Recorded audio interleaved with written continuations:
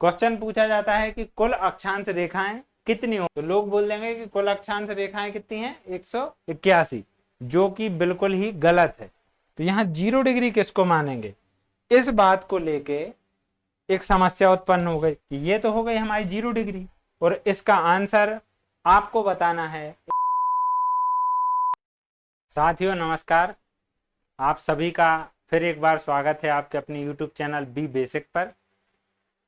आज हमारी ज्योग्राफी की चौथी क्लास है। आज से पहले हमने ब्रह्मांड और सौर मंडल के सभी जितने भी आवश्यक फैक्ट थे, जितनी भी चीज़ें थी, वो सभी कवर कर ली हैं।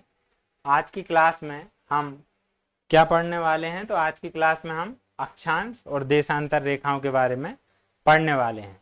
अब अक्षांश और देशांतर रेखाओं के बारे में हम आज क्या क्या कवर करेंगे, तो हम समझेंगे कि अक्षांश और देशांतर रेखाएं क्या हैं, इनकी विशेषताएं और महत्वपूर्ण अक्षांश एवं देशांतर रेखाओं के बारे में बात करेंगे।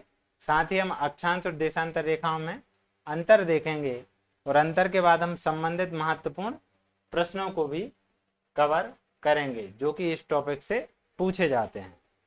तो आइए शुरू करते हैं। सबसे पहले बात करते हैं अक्षांश। पहले हम अक्षांश को समझ लेते हैं, उसके बाद हम देशांतर को समझेंगे। अक्षांश या लैटिट्यूड। तो अक्षांश होता क्या है, पहले आपको मैं साधारण भाषा में बताता हूं कि मान लीजिए कि ये है हमारी पृथ्वी। अब हमारी पृथ्वी पे ये हो गया केंद्र बिंदु, तो केंद्र बिंदु से रेखा खींच दी। ये पृथ्वी क्या है, एक गोला है, तो पृथ्वी के बीच में एक रेखा खींच दी। इस रेखा को हमने बोल दिया क्या, भूमध्य रेखा। भूमध्य रेखा क्यों बोला, क्योंकि ये भू मतलब पृथ्वी के मध्य से खींची गई है, बीच से खींची गई है, तो इसको हमने बोल दिया भूमध्य रेखा, या इसी रेखा को हम विषुवत रेखा या इक्वेटर भी बोलते हैं। अब ये तो हो गई हमारी भूमध्य रेखा। तो ये रेखा क्या करती है, पृथ्वी को दो भागों में बांट देती है। उत्तर की तरफ उत्तरी गोलार्ध, पृथ्वी पूरा गोला है, तो इसने गोले को आधा आधा कर दिया। तो उत्तर की तरफ जो है ये उत्तर दिशा हो गई, नॉर्थ हो गई, ये हो गया साउथ या दक्षिण। तो ये उत्तर की तरफ जो है वो हो गया उत्तरी गोलार्ध, तो दक्षिण की तरफ जो है वो हो गया दक्षिणी गोलार्ध। अब पूर्व से पश्चिम की तरफ उत्तरी गोलार्ध में हमने 90 रेखाएं बना दी या 90 पॉइंट बना दिए अक्षांशों के, ऐसे ही दक्षिण में भी बना दिए 90। तो ये हमारे अक्षांश हो जाते हैं।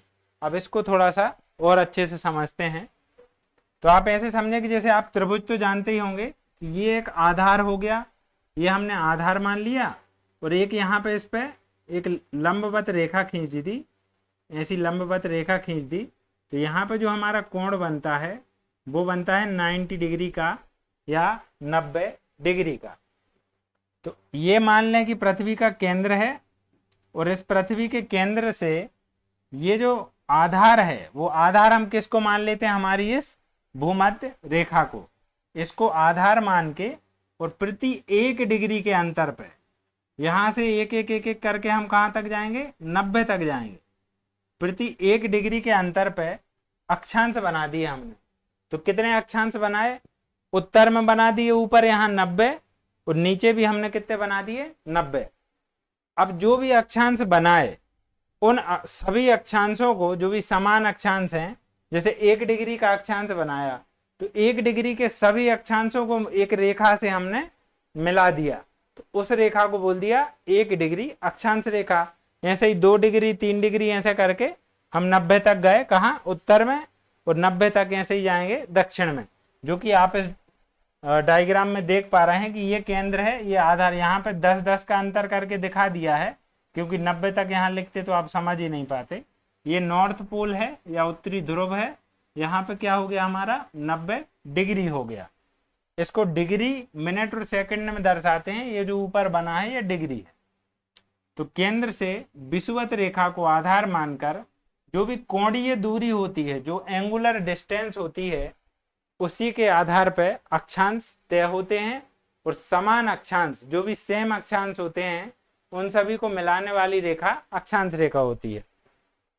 इसकी परिभाषा पढ़ते हैं। तो अक्षांश या लैटिट्यूड क्या होता है, विषुवत रेखा को आधार मानकर उत्तर या दक्षिण में मापी गई, उत्तर में भी मापेंगे, नॉर्थ में भी और दक्षिण में भी मतलब साउथ में भी, कोणीय दूरियां मतलब एंगुलर डिस्टेंस अक्षांश या लैटिट्यूड कहलाती है। अब अक्षांशों को जब सभी समान अक्षांशों को मिला देंगे तो उनको मिलाने वाली रेखा को हम अक्षांश रेखा कहते हैं। अब हमने समझा कि पृथ्वी पे आपने देख लिया कि अक्षांश रेखाएं बनी हैं, पर क्या वास्तव में पृथ्वी पे अक्षांश रेखाएं खींचना संभव है?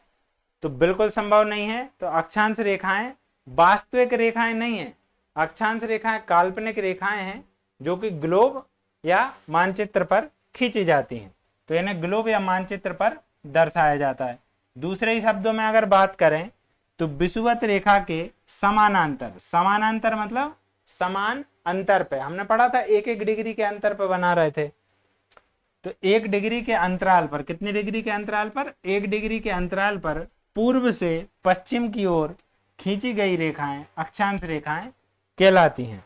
अब अक्षांश रेखाओं को डिग्री, मिनट और सेकंड में व्यक्त किया जाता है। डिग्री, मिनट, सेकंड में कैसे व्यक्त किया जाता है ये मैं आपको बताता हूं। उससे पहले मैं आपको बता दूं कि ये अक्षांश और देशांतर रेखाएं बनाई ही क्यों जाती हैं, क्या जरूरत ऐसी पड़ गई कि अक्षांश देशांतर रेखाएं बना लो। तो अक्षांश देशांतर रेखाएं किसी भी व्यक्ति, वस्तु, स्थान या किसी भी भौगोलिक संरचना, किसी भी स्थान की लोकेशन को बताने के लिए, उसकी स्थिति को दर्शाने के लिए बनाई गई। जैसे आपसे पूछा कि आपका घर कहाँ है, तो आप अपने घर का पता बता दोगे कि मेरा घर बिजली ऑफिस के पीछे है, ऐसा कुछ भी। पर हर चीज को इस तरह से नहीं बताया जा सकता।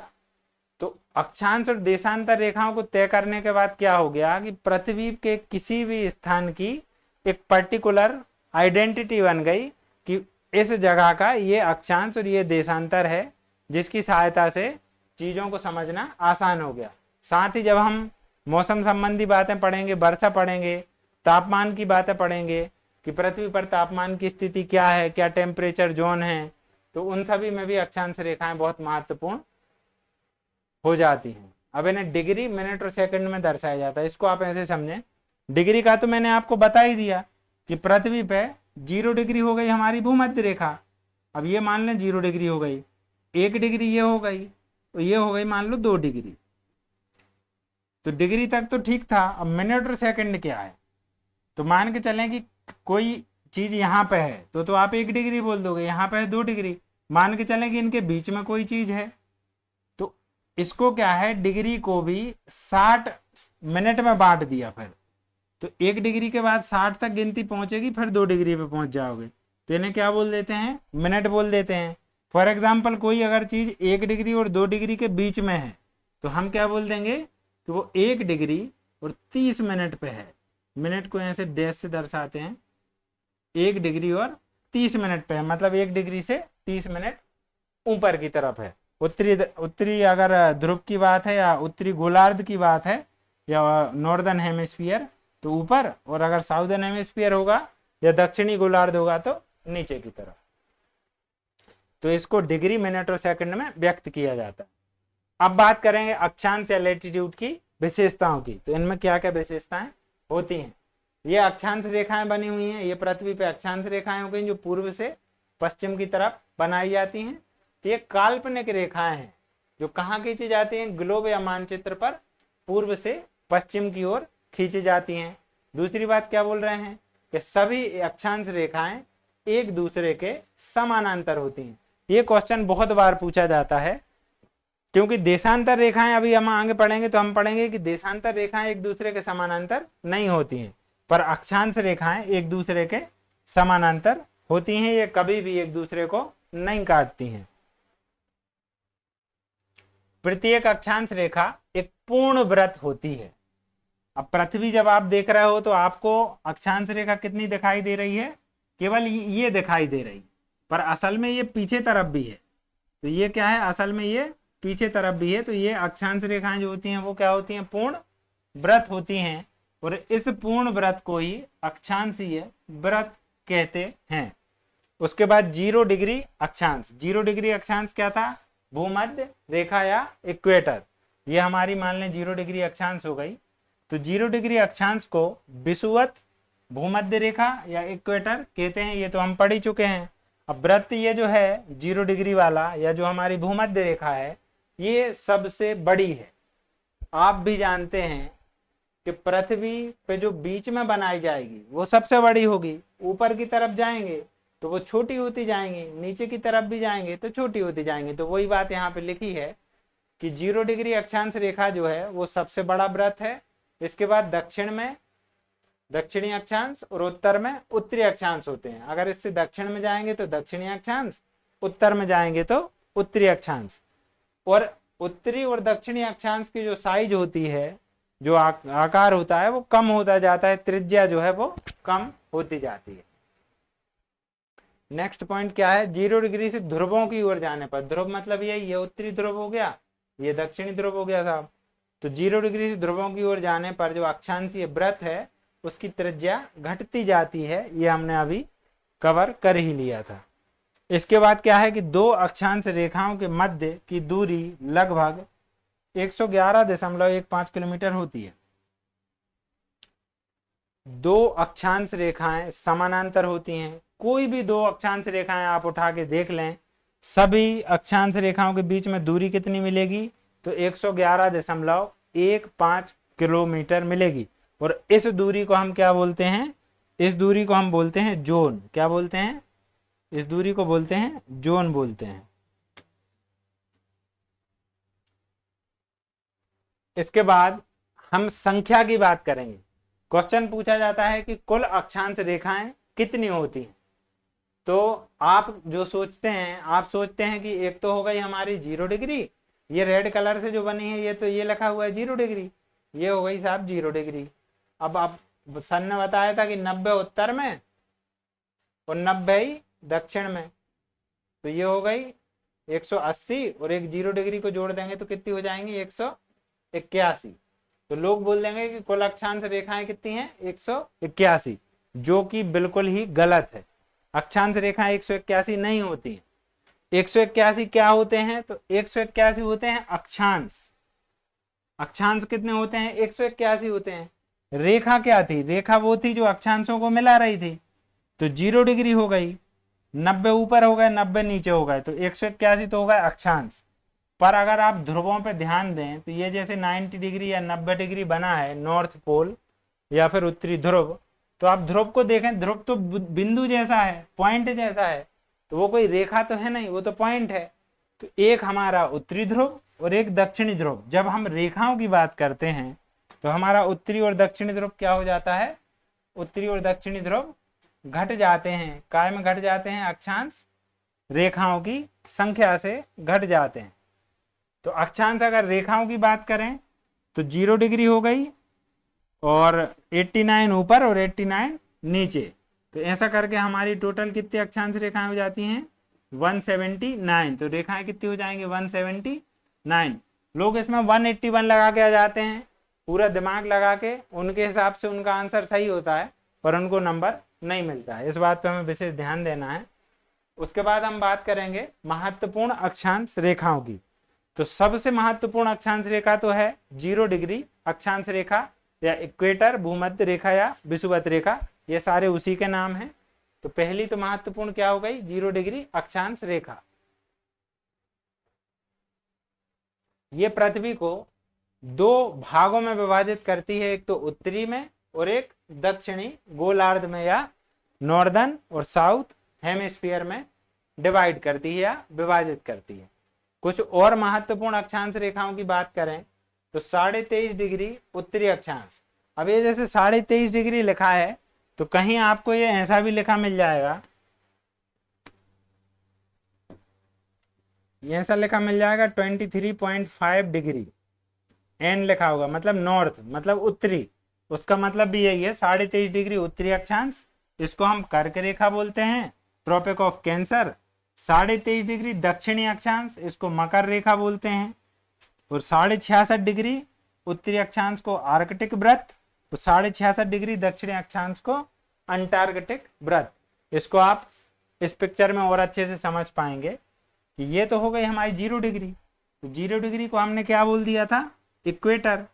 अब इक्वेटर से अभी हम पहले नॉर्थ में जाते हैं, मतलब उत्तर में जाएंगे। तो उत्तर में जब आप जाओगे तो ये लिखा है 23.5 एन फॉर नॉर्थ, नॉर्थ मतलब उत्तर। तो उत्तर में आपका 23.5 डिग्री क्या हो गया, ट्रॉपिक ऑफ कैंसर या कर्क रेखा। इसको हम क्या बोल देंगे, कर्क रेखा। और आप यहाँ पे जाओगे, ये क्या है, ये 66.5 डिग्री है, ये क्या हो गया, आर्कटिक सर्कल या आर्कटिक वृत्त। और यहाँ पे 90 डिग्री पे क्या हो जाएगा, नॉर्थ पोल या उत्तरी ध्रुव। ऐसा ही है, जब हम दक्षिण में जाएंगे तो 23.5 डिग्री दक्षिणी, एस फॉर साउथ, साउथ का मतलब दक्षिण। तो दक्षिणी जो है वो उसको हम बोलेंगे ट्रॉपिक ऑफ कैप्रिकॉन या मकर रेखा। ये कौन सी रेखा हो गई, ये हो गई हमारी मकर रेखा। तो 66.5 डिग्री जो दक्षिण में है उसको अंटार्कटिक सर्कल बोलेंगे। और यहाँ पे 90 डिग्री क्या बोलेंगे, साउथ पोल या दक्षिणी ध्रुव। तो ये हमारी महत्वपूर्ण अक्षांश रेखाएं हो गई। अक्षांश रेखाओं के बाद अब हम बात करेंगे देशांतर रेखाओं की। और अक्षांश और देशांतर को समझने के बाद हम इनके अंतर की बात करेंगे। तो अक्षांश रेखाओं में हमने पढ़ा था कि ये काल्पनिक रेखाएं हैं जो पूर्व से पश्चिम की तरफ खींची जाती हैं और एक दूसरे के समानांतर होती थी। पर देशांतर रेखाओं में उत्तरी और दक्षिणी ध्रुव को मिलाने वाली रेखाओं को देशांतर रेखाएं कहा जाता है। ये उत्तर से दक्षिण की तरफ खींची जाती हैं और ये रेखाएं एक दूसरे के समानांतर नहीं होती। आप देख पा रहे होंगे यहाँ बीच में इनकी दूरी ज्यादा है। यहाँ जैसे जैसे ये ध्रुवों की तरफ बढ़ रहे हैं या पोल्स की साइड बढ़ रहे हैं तो इनकी जो दूरी है आपस में वो कम होती जा रही है। तो ध्रुवों पे आकर ये आपस में मिल जाती हैं। तो देशांतर रेखा या लॉन्गिट्यूड लाइन क्या है, उत्तरी एवं दक्षिणी ध्रुव को मिलाने वाली काल्पनिक रेखाएं देशांतर रेखाएं कहलाती हैं। ये तो आप समझ गए। अब देशांतरीय वृत्त की बात करें। अक्षांश रेखाएं पूर्ण वृत्त होती हैं पर देशांतर रेखाएं अर्धवृत्त होती हैं, आधा वृत्त होती हैं। मतलब जैसे एक देशांतर रेखा को आप देखो, ये हमारे ध्रुव से चली, ये रेड कलर में जो बनी है ये अर्धवृत्त हो गई। अगर हमें पूर्ण वृत्त बनाना है तो एक और देशांतर रेखा जो इसके जस्ट पीछे है उसको इसमें जोड़ना पड़ेगा। मतलब दो देशांतर रेखाएं मिलकर एक देशांतरीय वृत्त का निर्माण करती हैं। एक देशांतर रेखा अर्धवृत्त, आधा वृत्त, दो को मिला देंगे तो पूरा वृत्त बन जाएगा। इसलिए देशांतरीय वृत्त क्या होता है, दो देशांतर रेखाओं को मिलाकर एक देशांतरीय वृत्त बनाया जाता है। प्रत्येक देशांतरीय वृत्त जिन दो देशांतरीय रेखाओं से मिलकर बना होता है उन दोनों का योग सदैव 180 डिग्री होता है। इसको ऐसे समझे, अक्षांश रेखाओं में हमने पढ़ा था कि 0 डिग्री होती है, उसके उत्तर में 90, दक्षिण में 90। इसमें देशांतरीय रेखाओं की कुल संख्या 360 होती है, 360 होती है। 0 डिग्री के 180 उस तरफ होती हैं और 180 तक इस तरफ होती हैं। जैसे हमारी जो 0 डिग्री अक्षांश रेखा या भूमध्य रेखा थी वो पृथ्वी को दो भागों में बांट रही थी, उत्तरी गोलार्ध और दक्षिणी गोलार्ध। वैसे ही हमारी जो 0 डिग्री देशांतर रेखा होती है वो पृथ्वी को दो भागों में बांटती है, पूर्वी गोलार्ध और पश्चिमी गोलार्ध। इसको हम अभी आगे कवर करने वाले हैं। पहले मैं आपको ये लाइन समझा देता हूं कि प्रत्येक देशांतरीय वृत्त जिन दो देशांतरीय रेखाओं से मिलकर बना होता है उन दोनों का योग सदैव 180 होता है। हमने यहाँ पे पढ़ा कि अगर देशांतरीय वृत्त बनाना है तो दो देशांतर रेखाओं को मिलाना पड़ेगा। तो जो भी दो देशांतर रेखाएं मिलती हैं उनको जोड़ने पे हमें हमेशा क्या मिलेगा, 180। जैसे 0 डिग्री के साथ ये 0 डिग्री की रेखा हो गई, इसमें हम मिला देते हैं 180 डिग्री देशांतर रेखा, तो एक वृत्त बन जाता है। यदि 1 डिग्री को हम मिलाएंगे किससे, 179 डिग्री वाली रेखा से, तो हमें एक और देशांतरीय वृत्त मिलेगा। वैसे ही हम 90 डिग्री पूर्वी देशांतर को 90 डिग्री पश्चिमी देशांतर से मिलाएंगे तो हमें एक देशांतरीय वृत्त मिलेगा। तो इसका मतलब यह है कि जिन भी दो देशांतरीय रेखाओं को मिलकर एक सर्किल बनता है, एक वृत्त बनता है, उन दोनों का योग सदैव कितना होगा, 180 होगा, 180 होगा। अब इनकी विशेषताओं की अगर बात करें तो अक्षांश रेखाओं की तरह ये भी देशांतर रेखाएं भी काल्पनिक रेखाएं हैं साथ ही दूसरे अगर पॉइंट की बात करें तो सभी देशांतर रेखाओं की लंबाई लगभग बराबर होती है। ये चीज अक्षांश रेखाओं में नहीं थी। विषुवत रेखा सबसे बड़ी थी, उसके बाद उत्तर और दक्षिण में जाने पर जो त्रिज्या है वो कम होती जाती थी, पर देशांतर रेखाएं उत्तरी और दक्षिणी ध्रुव को मिलाती हैं, तो सभी की सभी देशांतरीय रेखाओं की जो लंबाई है वो होती है लगभग कैसी, बराबर। अब देशांतर रेखाएं अक्षांश रेखाओं के लंबवत होती हैं, हमने पढ़ा ही है। ये हमारी पृथ्वी हो गई, ये तो पृथ्वी नहीं है, मान लीजिए ये पृथ्वी है, ये हो गई हमारी अक्षांश रेखा 0 डिग्री। तो कोई भी जो देशांतर रेखाएं इस पे आएंगी वो कैसी रहेंगी, वो इसके लंबवत ही रहेंगी, 90 डिग्री पे काटेंगे इनको, ये लंबवत होती हैं। देशांतर रेखाएं समानांतर नहीं होती हैं। पृथ्वी के विषुवत रेखा पे इनकी दूरी अधिक होती है, ध्रुवों की ओर जाके इनकी बीच की दूरी कम होने लगती है और ध्रुवों पे जाके एक दूसरे से जुड़ी जाती हैं। दो देशांतर रेखाओं के बीच की दूरी भूमध्य रेखा पर सर्वाधिक होती है, और कितनी होती है वो, 111.32 किलोमीटर, जिसको गोरे या गोर कहा जाता है। जैसे वहां पे हमने पढ़ा था जोन 111.15 किलोमीटर था, यहाँ पे 111.32 किलोमीटर है, तो ध्रुवों पे जाने पे कम होती जाती है। प्रत्येक देशांतरीय रेखा एक अर्धवृत्त होती है। अक्षांश रेखा क्या होती है, पूर्ण वृत्त होती है, वो देशांतर रेखा क्या होती है, अर्धवृत्त होती है। महत्वपूर्ण देशांतर रेखाओं की, अक्षांश रेखा में हमने 0 डिग्री भूमध्य रेखा पढ़ी थी, फिर हमने 23.5 डिग्री उत्तरी कर्क रेखा, ऐसे ही दक्षिण में मकर, आर्कटिक वृत्त, अंटार्कटिक वृत्त को पढ़ा था। तो देशांतर रेखा में आपको बस 2 ही महत्वपूर्ण रेखाएं पढ़ना है, एक है 0 डिग्री देशांतर रेखा और दूसरी है हमारी 180 डिग्री देशांतर रेखा। तो 0 डिग्री देशांतर रेखा की अगर बात करें तो अभी हमने पिछली ही स्लाइड में पढ़ा है कि सभी देशांतर रेखाओं की लंबाई लगभग बराबर होती है। अब अक्षांश में तो हमने पढ़ा भैया जो सबसे बड़ी है, जो पृथ्वी के बीच से होके जा रही है, उसको 0 डिग्री मान लो, लेकिन यहाँ तो स्थिति अलग है, यहाँ तो सारी रेखाओं की लंबाई बराबर है, तो यहाँ 0 डिग्री किसको मानेंगे। इस बात को लेके एक समस्या उत्पन्न हो गई, और उस समस्या के समाधान के लिए क्या हुआ, अमेरिका के वॉशिंगटन डीसी में 2 अक्टूबर 1884 को एक सम्मेलन होता है, और उस सम्मेलन में सभी आपस में मिलकर इस सहमति पर पहुंचते हैं कि ब्रिटेन के ग्रीनविच से जो एक देशांतर रेखा जा रही है उसको हम लोग 0 डिग्री देशांतर रेखा मान लेते हैं, और इस 0 डिग्री को ही ग्रीनविच रेखा बोलते हैं। ये हमारा ब्रिटेन है, ब्रिटेन के ग्रीनविच से होके जाती है। तो दूसरा ये हमारा फैक्ट क्या हो गया कि सभी देशांतर रेखाओं की लंबाई लगभग समान होती है, जिस कारण की 0 डिग्री को चुनने में एक क्या हो गई, उत्पन्न समस्या उत्पन्न हो गई। इसको दूर करने के लिए अमेरिका के वॉशिंगटन डीसी में 2 अक्टूबर 1884 को एक सम्मेलन होता है, जिसमें ब्रिटेन के ग्रीनविच शहर से होकर जाने वाली देशांतर रेखा को 0 डिग्री देशांतर रेखा माना गया। इसी को मानक समय रेखा भी कहते हैं। ये बहुत ही इंपॉर्टेंट है, 0 डिग्री देशांतर रेखा को मानक समय रेखा या ग्रीनविच मीन टाइम, जिसको हम शॉर्ट में GMT बोल देते हैं, इसको कहा जाता है। किसको कहा जाता है, 0 डिग्री देशांतर रेखा को कहा जाता है। अब देशांतर रेखा में हमने पढ़ा है कि देशांतर रेखाएं, जैसे ये 0 डिग्री देशांतर रेखा है, ये पृथ्वी को 2 भागों में बांटती है, पूर्वी गोलार्ध और पश्चिमी गोलार्ध। ये क्या हो गया, इस तरफ वाला पूर्वी हो गया, और इस तरफ वाला कौन सा हो गया, पश्चिमी हो गया। इसको आप बहुत ध्यान से समझें, क्योंकि इस पर क्वेश्चन भी पूछे जाते हैं, हमने भी आगे 1-2 क्वेश्चन डाले हैं इससे रिलेटेड।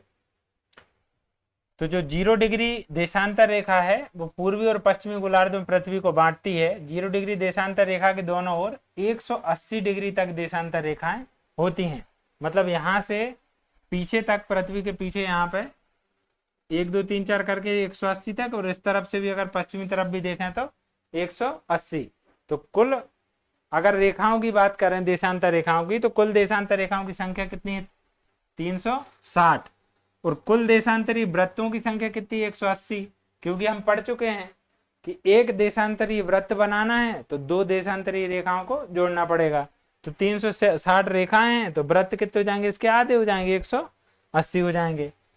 अब टाइम की बात करते हैं। 0 डिग्री को हमने क्या बोला था? GMT बोला था या ग्रीनविच मीन टाइम बोला था। यहां लिख देता हूं GMT, मतलब ये हमारे विश्व का मानक समय हो गया। इस मानक समय के आधार पर ही पृथ्वी के अन्य स्थानों के समय तय होने वाले हैं। तो उसी को समझते हैं। कुल रेखाएं कितनी हैं? 360। तो पृथ्वी अपने अक्ष पे 24 घंटे में एक चक्कर पूरा कर लेती है, 360 डिग्री घूम जाती है। तो पृथ्वी को 1 डिग्री देशांतर की दूरी तय करने में कितना समय लगेगा? 4 मिनट का समय लगेगा। इसको आप थोड़ा और आसान शब्दों में समझें। जैसे पृथ्वी 24 घंटे में पूरी 360 देशांतर घूम रही है, तो 12 घंटे में घूमेगी 180, 6 घंटे में घूमेगी कितनी? 180 से भी आधा 90 कर दो, तो 1 घंटे में कितना घूमेगी? 15 देशांतर या 15 डिग्री घूमेगी। कैसे? आप अगर 15 का 24 में गुणा करेंगे तो 360 आ जाएगा, है ना। तो ऐसे करके आप समझें कि पृथ्वी 1 घंटे में कितना घूमेगी? 1 घंटे में घूमेगी 15 डिग्री देशांतर। तो 1 मिनट में कितना घूमेगी? 4 मिनट में 1 डिग्री देशांतर घूमेगी। तो 1 डिग्री देशांतर घूमने में कितना टाइम लगेगा? 4 मिनट लगेंगे। जब 15 डिग्री घूमने में 1 घंटा लग रहा है तो 1 डिग्री घूमने में 4 मिनट लगेंगे। 4 मिनट का समय लगता है। इस प्रकार 0 डिग्री से 180 डिग्री पूर्वी या पश्चिमी देशांतर जाने में 12 घंटे का समय लगता है। 15 डिग्री में 1 घंटे तो 180 डिग्री में 12 घंटे। 180 डिग्री देशांतर, हमने महत्वपूर्ण देशांतर रेखाओं को पढ़ रहे हैं, तो उसमें हमने पहले देखी 0 डिग्री देशांतर रेखा, जो पृथ्वी को पूर्वी और पश्चिमी 2 गोलार्धों में बांट रही है। उसको GMT या ग्रीनविच मीन टाइम बोलते हैं, विश्व की मानक समय रेखा बोलते हैं। उसके बाद दूसरी इंपॉर्टेंट रेखा कौन सी है? 180 डिग्री देशांतर, इसको अंतरराष्ट्रीय तिथि रेखा बोलते हैं। अब अंतरराष्ट्रीय तिथि रेखा क्या होती है, क्यों तय की गई, वो हम समझते हैं। पहले आप इसको पढ़ लीजिए कि इसका निर्धारण भी वही 1900 या 1884 होगा। इसका निर्धारण भी कब? 1884 के वाशिंगटन सम्मेलन में किया गया था। अब अंतरराष्ट्रीय तिथि रेखा के दोनों ओर 1 दिन का अंतर होता है। कैसे अंतर होता है मैं अभी नेक्स्ट स्लाइड में आपको अच्छे से समझा दूंगा। अभी आप बस याद रख लें कि इसके अंतरराष्ट्रीय तिथि रेखा के दोनों ओर 1 दिन का अंतर पाया जाता है। इसके कारण दोनों ओर अलग अलग तिथियां होती हैं। अंतरराष्ट्रीय तिथि रेखा पर पूर्व की ओर जाने पर 1 दिन का लाभ होता है, जबकि पश्चिम की ओर जाने पर 1 दिन की हानि होती है। अंतरराष्ट्रीय तिथि रेखा को कई स्थानों पर मोड़ा गया है, जिससे एक ही देश में तिथि की भिन्नता उत्पन्न न हो सके। आप इस मैप की सहायता से देखें। असल में क्या है कि ये जो रेखा है वो रेखा ये तय करती है कि अगर आप इस रेखा के इस तरफ हैं तो तिथि अलग है, इस तरफ हैं तो तिथि अलग है। तो इसको मोड़ा इसलिए गया है, ये आप देख पा रहे होंगे कि ये सीधी होना चाहिए थी, पर इसको कई जगह पे ऐसे मोड़ा गया है। जैसे ये रूस है तो रूस का ये अलास्का क्षेत्र है, अगर इसको सीधा यहाँ से निकाल देते तो एक ही देश में 2 तिथियां हो जाती, यहाँ अलग तिथि होती, यहाँ अलग, इसीलिए इसको ऐसे मोड़ के अलग कर दिया। ये द्वीपीय देश हैं कुछ, तो इसीलिए इस रेखा को बार बार मोड़ा गया है कि कोई भी देश इस रेखा के, ये रेखा किसी भी देश को बीच से ना काटे। कोई भी देश अगर है तो ये इस रेखा को मोड़ के उसको एक तरफ कर दिया गया, या तो पूर्व की तरफ या पश्चिम की तरफ। अब 2 और हम समय पढ़ेंगे, एक तो होता है स्थानीय समय और एक होता है मानक समय। स्थानीय समय क्या होता है? जैसे मान के चलें कि कोई देश है, मान के चलें कि ये हमारा एक देश है, चिली देश है। अब इस देश पर सूर्य की किरण पड़ रही है, ऐसे लंबवत किरण पड़ रही है, इस देशांतर रेखा पे सूर्य की लंबवत किरण पड़ रही है। तो जिस टाइम पे पड़ रही है उस टाइम को स्थानीय समय बोल देंगे उस जगह का। उस टाइम को 12 बजे मान लेंगे। लेकिन यहाँ पे दिक्कत कब आ जाती है कि यदि कोई देश थोड़ा सा बड़ा देश हो, जिसमें कि देशांतर रेखाएं हैं उनकी संख्या ज्यादा हो। एक रेखा थी तब तो स्थानीय समय का अनुमान आसानी से लगा ले रहे थे कि जैसे ही सूर्य इस रेखा के लंबवत आएगा उस टाइम को 12 बजे मान लेंगे, उसी आधार पर दूसरा टाइम तय कर लेंगे। पर कोई देश है जिसका क्षेत्रफल थोड़ा ज्यादा है, उस पर देशांतर रेखाएं बहुत सारी हैं, तो सूर्य इस पर लंबवत आएगा, यहाँ 12 बजे मान लिया, फिर इस पर लंबवत आएगा यहाँ, तो वहां पे एक समस्या उत्पन्न हो जाती है और टाइम को तय नहीं कर पाते हैं। इसलिए फिर मानक समय का कंसेप्ट लेके आए। तो स्थानीय समय क्या है? किसी स्थान विशेष का वह समय जिसका निर्धारण सूर्य की लंबवत किरणों के आधार पर किया जाता है, उसको क्या बोलते हैं? स्थानिक समय बोलते हैं या स्थानीय समय बोलते हैं।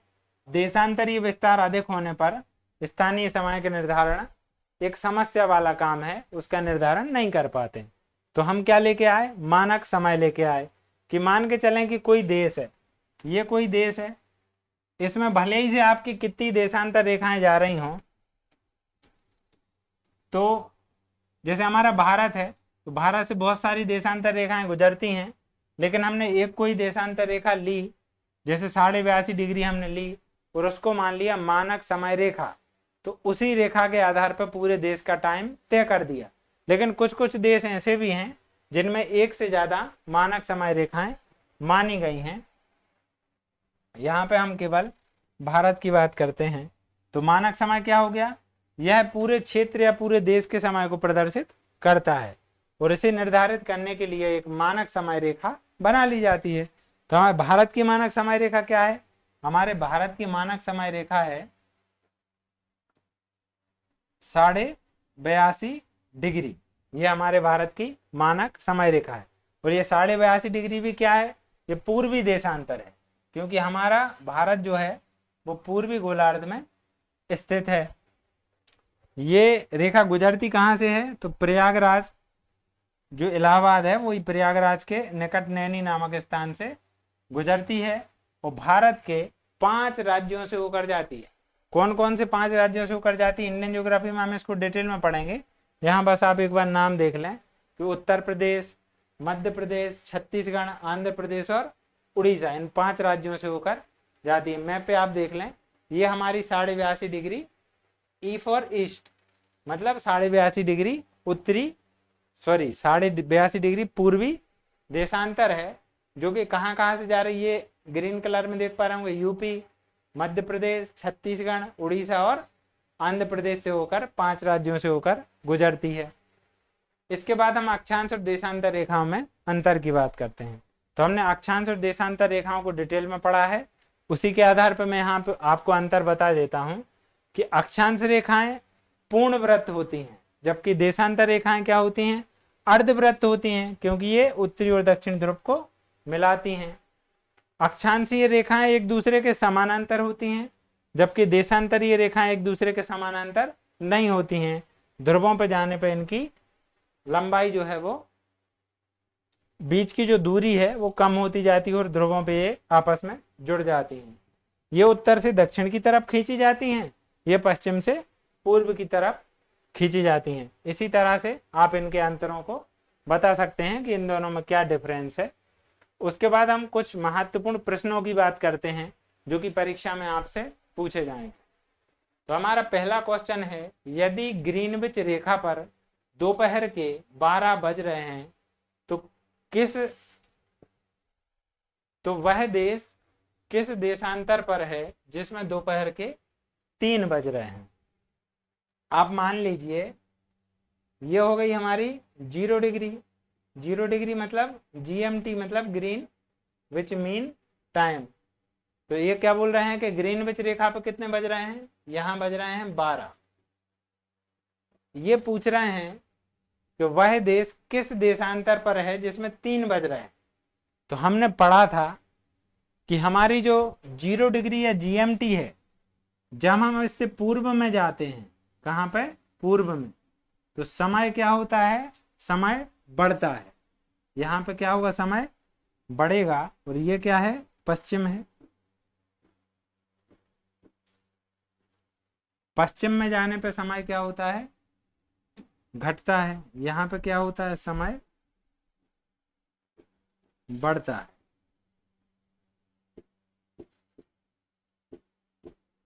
और वैसे ही पश्चिम में जाएंगे तो यहाँ पे क्या हो गया, घटेगा, समय घटेगा, है ना।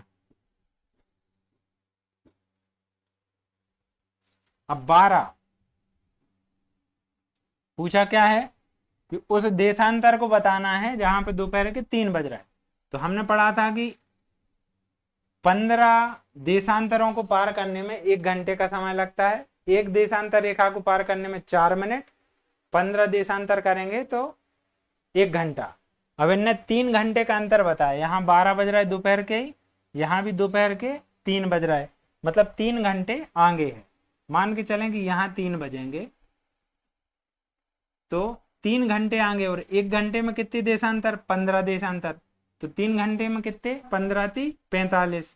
तो इसका मतलब क्या है, यहाँ पे क्या आ जाएगा, 45 डिग्री पूर्वी देशांतर, 45 डिग्री पूर्वी देशांतर। तो इसका आंसर क्या हो जाएगा, 45 डिग्री ईस्ट। अगर यहाँ पे पूछा होता एक कितने कितने किस देशांतर पर बजेंगे, तो सीधा हम लिख देते 15 डिग्री। 2 कितने पे बजेंगे, हम लिख देते 30 डिग्री। 3 पूछा है तो 45, 4 पूछता तो 60, और अगर ये पूछता कि 11 कहाँ बजेंगे तो 15 कम कर देते। तो यहाँ पे अपना क्या आ जाता, यहाँ 0 से इस तरफ 15 आ जाता, लेकिन 15 कैसा आता, यहाँ ईस्ट की जगह वेस्ट लिखा होता, मतलब पश्चिम। यहाँ पश्चिम में आएंगे तो घटेगा, तो हर 15 में 1 घंटा घटाना है, और यहाँ हर 15 में 1 घंटा बढ़ाते चले जाना है। नेक्स्ट क्वेश्चन क्या है, जब लंदन में दोपहर के 12 बज रहे हों तब लंदन से 15 डिग्री पूर्व में स्थानीय समय कितना होगा। 15 डिग्री पूर्व में, 15 डिग्री में 1 घंटे का अंतर आ जाता है, पूर्व में पूछ रहा है। तो हमने पढ़ा है कि पूर्व में टाइम क्या होता है, पूर्व में क्या होता है, टाइम बढ़ता है, और पश्चिम में क्या होता है, टाइम घटता है। जो समय होता है वो घटता है। तो ये क्या है, लंदन, लंदन में कितना बज रहा है, 12 बज रहा है, तो 15 डिग्री पूर्व पूछ रहा है, मतलब 1 घंटे आगे। तो इसका आंसर क्या हो जाएगा, 1 बज जाएगा, 1 अपराह्न। तो इसका आंसर क्या हो जाएगा, 1 अपराह्न। ठीक है, इसके बाद हम नेक्स्ट क्वेश्चन को देखते हैं। हमारा नेक्स्ट क्वेश्चन है, कर्क रेखा भारत के निम्नलिखित में से किस राज्य से नहीं गुजरती है। इसको हमने अभी इस क्लास में कवर नहीं किया है, इंडियन ज्योग्राफी में हम इसको डिटेल में कवर करेंगे, पर मैं आपको बता देता हूं कि हमने पढ़ा था कि 23.5 डिग्री जो उत्तरी अक्षांश होता है उसको कर्क रेखा बोलते हैं। कर्क रेखा भारत के 8 राज्यों से होकर गुजरती है, और उन 8 राज्यों को याद रखने की एक ट्रिक है। आप भी इस ट्रिक के माध्यम से इन राज्यों के नाम याद रख सकते हैं। ट्रिक ये है, गुराम, गुराम, छझाप, छझाप, त्रिमी। अब गुराम, छझाप, त्रिमी में क्या है, गुजरात, राजस्थान, मध्य प्रदेश। गुराम में गुजरात, राजस्थान, मध्य प्रदेश। छझाप में क्या है, छत्तीसगढ़, झारखंड, पश्चिम बंगाल। त्रिमी में क्या है, त्रिपुरा और मिजोरम। हमारे बहुत सारे साथी इस ट्रिक को मित्र पर गमछा झार इस तरह से याद रखते हैं। आपको वैसे बिल्कुल भी याद नहीं रखना है, क्योंकि ये जो हमारी ट्रिक है ये सीक्वेंस से लेकर चलती है। सबसे पहले कर्क रेखा गुजरात से, फिर राजस्थान से, फिर मध्य प्रदेश, छत्तीसगढ़, झारखंड, पश्चिम बंगाल, त्रिपुरा और मिजोरम से जाती है। आजकल क्या है, वो सीरियल पूछ लेते हैं कि इन्हें सही क्रम में जमाइए, तो हम उस ट्रिक की सहायता से नहीं जमा पाएंगे, पर आप इस ट्रिक की सहायता से सॉल्व कर लेंगे। ये तो आसान सा क्वेश्चन है, कर्क रेखा निम्नलिखित में किस राज्य से नहीं गुजरती है। अब हमने पढ़ा है छझाप में झा भी है, त्रिमी में मी है, गुराम में रा है, मतलब राजस्थान, मिजोरम और झारखंड तो है, उड़ीसा से नहीं गुजरती है। तो इस क्वेश्चन का सही आंसर क्या हो गया? उड़ीसा। नेक्स्ट क्वेश्चन पे चलते हैं। तो एकमात्र महाद्वीप जिससे होकर कर्क रेखा, ये विश्व भूगोल का क्वेश्चन यहाँ पर डाल दिया है, तो इसका आंसर सीधे मैं आपको बता देता हूँ। जब हम वर्ल्ड ज्योग्राफी कवर करेंगे तब मैं आपको डिटेल में ये सारी चीजें पढ़ाऊंगा। अफ्रीका महाद्वीप एक ऐसा महाद्वीप है जिससे होकर हमारी तीनों रेखाएं, कर्क रेखा, मकर रेखा और भूमध्य रेखा, तीनों ही गुजरती हैं। तो इसका सही आंसर अफ्रीका हो जाएगा। तो नेक्स्ट क्वेश्चन क्या है? याम्योत्तर या देशांतर को भारत का मानक याम्योत्तर भी कहा जाता है। मतलब किस रेखा को भारत की मानक समय रेखा कहा जाता है? इसको भी हमने कवर किया है कि 82.5 डिग्री। अब देखिए यहाँ पे आपको घुमा दिया इनने, यहाँ पे इनने 82.5 डिग्री 2 दे रखे हैं। 82.5 को ये 82 सही 1/2 लिख सकते हैं, 82.5 लिख सकते हैं, या तो 82 डिग्री 30 मिनट लिख रखा है इनने, पर 82 डिग्री 30 मिनट में भी 2 हैं। ये 82 डिग्री 30 मिनट है पश्चिम और ये 82 डिग्री 30 मिनट है पूर्व। तो हमारे भारत की मानक समय रेखा क्या है? 82 डिग्री 30 मिनट पूर्व या 82.5 डिग्री पूर्व। तो इसका सही आंसर क्या हो गया? ये 4th ऑप्शन सही आंसर हो गया। नेक्स्ट क्वेश्चन है कि देशांतरों की संख्या है, कुल देशांतर रेखाओं की संख्या कितनी है, ये हमारा क्वेश्चन है। और इसका आंसर आपको बताना है, इसका आंसर आपको कमेंट में बताना है। इसका आंसर हम आपको नहीं बताने वाले हैं। आज की क्लास में हमने देशांतर और अक्षांश रेखाओं को कवर किया। हमारी अगली क्लास में हम पृथ्वी की गतियों को कंप्लीट करेंगे और जल्दी ही हम इंडियन ज्योग्राफी स्टार्ट करने वाले हैं। तो हमारे साथ जुड़े रहें। जय हिंद, जय भारत।